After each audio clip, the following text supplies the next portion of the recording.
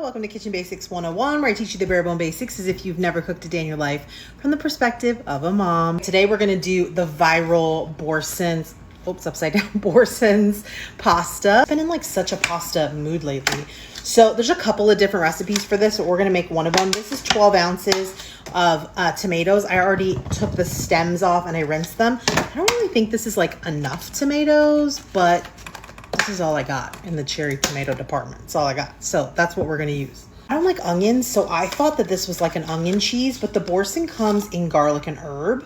And so I just grabbed the garlic and herb, but if you like onions, they have like shallot ones and all different flavor ones.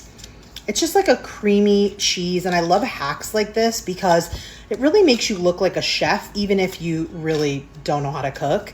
A recipe like this will definitely be a crowd pleaser for a party. You know, I'm obsessed. I wish they would sponsor me, but they don't. I love this frozen garlic. It's so easy. It's fresh garlic that's frozen. And you put a couple of cloves. Each one of these cubes is a clove. So I'm going to put like 4. The cheese is already has garlic and herbs in it, so this is definitely going to be garlic forward. Then we're going to do some olive oil. By the way, I'm totally obsessed with this squirt bottle. I might just put my Costco olive oil in there. So a pretty healthy squirt of olive oil because this is going to dress a whole pound of pasta. I've got my oven preheating to 425. I'm going to put a little bit of pepper and a little bit of salt. If you want this to be spicy, you could do like crushed red pepper flakes here to add that little spicy element. I think I'm gonna leave it unspicy today. I'm not in a spicy mood. I'm just gonna pop this in the oven and I'll check to see how long, probably like, I don't know, 15 or 20 minutes. I'll check on it. I just wanna get the tomatoes to like soften and burst. And in the meantime, I'm gonna put my pot of water on to boil to make my pasta. I found a couple more tomatoes, a little bit bigger than my other tomatoes, so I'm going to slice them. Now, I always tell you guys, I love my little mini cutting boards. This is exactly the kind of job that's great for a mini cutting board. Like, I just need to whack up a couple of tomatoes. I don't want to get out the whole big cutting board. And also, if you're ever trying to cut tomatoes, a serrated edge is your friend. This is a really thin knife with a serrated edge. It does a great job cutting up tomatoes. I just think I want these to be like even sized with the little grape tomatoes I have in there. So I'm just quartering them and throwing them in. And then, like I said, I'm gonna get the pasta water boiling because we need our pasta to be cooked when this comes out so we can mix it all together. We talked about timing in the last video. This is that same situation. Got to get your timing right. Yeah, that ratio tomatoes to cheese looks better.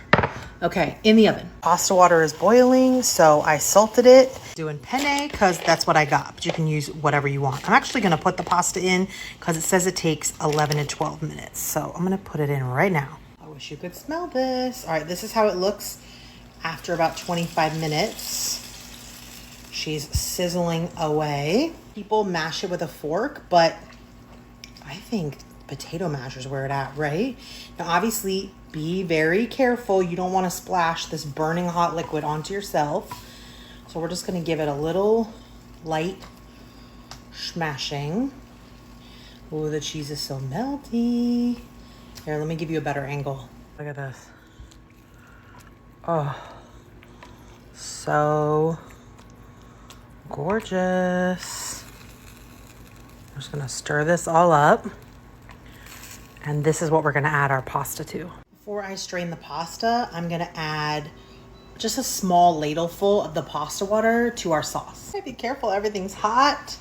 I have my strained pasta here. I'm gonna add that to the sauce. Oh, I'm getting a facial. Now you're just gonna give it a toss. Oh my gosh, my mouth is already watering. I think this is gonna be so delicious. Looks so good. We of course need some fresh grated Parmesan. You could top this with some fresh basil. Just threw it on the ground. You could top this with some fresh basil. I bet you that would be delicious. I'm gonna put Parmesan cheese on it, but I wanna taste it before I do, just so I can get an idea of the like flavor profile before I add any more salty cheese. Oh my God. That is so good. Mmm. Look very tomato-y, but it's actually pretty tomato forward. If I were gonna do this again, I think maybe 2 packages of the cheese, which, you know, then it's getting a little pricey, but 2 packages of the cheese would really like cheesy this up for the cheese lovers. But it's delicious. I put a little Parmesan cheese on my bite. A little fresh grated Parmesan. So good. I dripped on my shirt.